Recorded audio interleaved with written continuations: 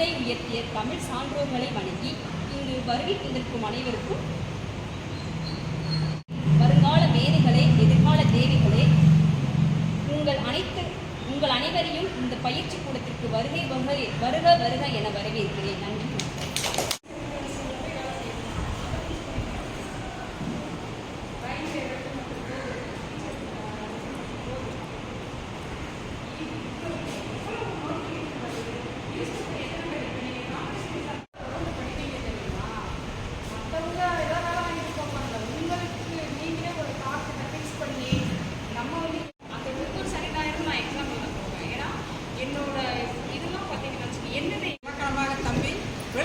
வாங்குற நீங்கள் அதே மாதிரி வெளுத்து கட்டுங்க.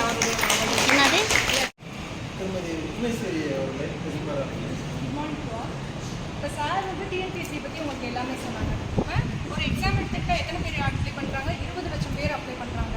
அப்ளை பண்ணுறதுல வந்து ஒரு 5 லட்சம் பேர் படிக்கிறாங்கன்னு வச்சுக்கோங்க. 5 லட்சம் பேரும் வந்து வின் பண்ணிடுறாங்களா? வின் பண்ணலை. ஏன்? 5 லட்சம் பேரும் வந்து ஹார்ட் ஒர்க் போடுவாங்க கண்டிப்பாக. ஏன் வின் பண்ணலைன்னா அவங்க வந்து ஸ்மார்ட் ஒர்க் பண்ணுறாங்க. சரியா? ஸ்மார்ட் ஒர்க் தான் என்னவியா?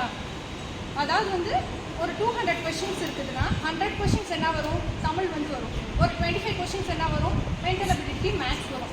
அதில் வந்து நம்ம எஃபோர்ட் போட்டு ப்ளே பண்ணணும். 125 கொஷின்ஸை வந்து நம்ம நல்லா அப்ளை பண்ணிட்டோம்னா அடுத்த ஜிகே பார்த்து வந்து என்ன பண்ணிடலாம்? ஒரு 50 கொஷின்ஸ் அடித்தாலும் நம்மளுக்கு வந்து வேலை வந்து கன்ஃபார்ம் ஆகிடும். ஸோ எவன் ஒருத்தர் வந்து ஸ்மார்ட் ஒர்க் பண்ணுறானோ அவனுக்கு தான் வந்து ஜாப் வந்து கிடைக்கும். ஓகேவா? சரி, நீங்கள் எடுத்த முயற்சிகள் எல்லாமே வெற்றி பெறணுன்றதுக்காக வாழ்த்துக்கள் தெரிவிச்சுக்கிறேன். நன்றி. விழாவை சிறப்பு செய்த சிறப்பு விருந்தினர்களுக்கும் விருந்தினர்களை எங்கேயுமே நம்ம ஒரு விசேஷம் எதுனா வச்சா சும்மா அனுப்ப மாட்டோம். பார்த்துருக்கீங்களா? ஒரு தாம்பலம் வச்சு அனுப்புங்கள. அதனால் ஒரு புத்தகத்தை கொடுக்கலாம் அப்படின்னு சொல்லி கொடுத்துருக்கேன். நம்ம அது அலேசன் அவர்கள் விருந்தினர்களுக்கெல்லாம் புத்தகம் கொடுத்து கௌரவிக்கிறோம்.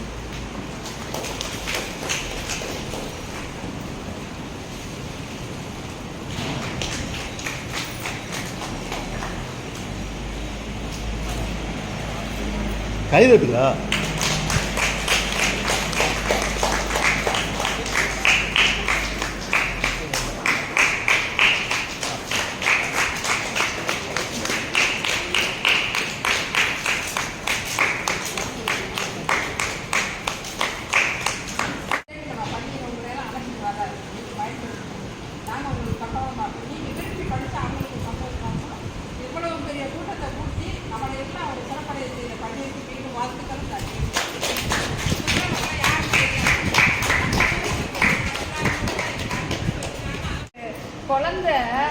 குழந்தை வந்து இன்னைக்கு அவ்வளோ ஒரு விஷயத்தை பண்ணிக்கிட்டு இருக்கு அப்படின்னா ரொம்ப சந்தோஷம். நான் ரொம்ப கீழே நிறைய தடவை பார்த்து யூடியூப்லேயும் பார்த்து பெருமைப்பட்டுருக்கேன் சார்.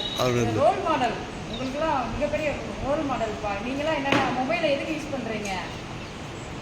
எப்படியா யூஸ் பண்ணுறீங்க? தம்பி இந்த உலகத்தை படிச்சுட்டு இருக்காரு இந்த வயசில். சரியா? வாழ்த்துக்கள் சார்.